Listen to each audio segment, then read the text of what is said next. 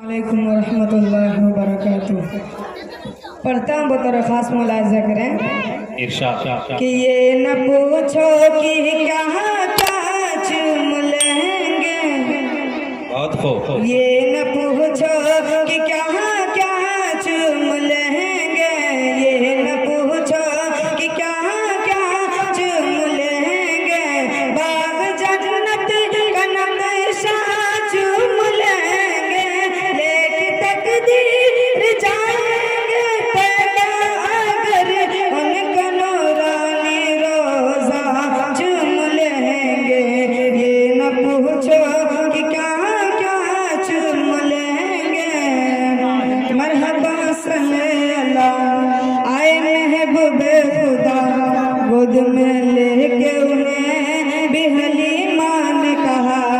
मरहबा सल्लल्लाह आए महबूबे खुदा, गोद में लेके उन्हें भी हलीमा ने कहा कि किस तरह इनका झूला झूलाऊंगी मैं, किस तरह इनका झूला झूलाऊंगी मैं, जिब्राइल के झूला चूम लेंगे। बहुत अच्छे, बहुत क्या क्या चूम लेंगे। आए लहरा के ललन ए मेरे भाई हसन, आओ देखे तो जरा कहाँ है फख्र ज़मान। आए लहरा के ललन ए मेरे भाई हसन, आओ देखे तो जरा कहाँ है फख्र ज़मान, के उनके कांधे पे बैठेंगे वो जिस घड़ी दोनों भाई को लाना चूम लेंगे। ये न पूछो कि क्या क्या चूम लेंगे,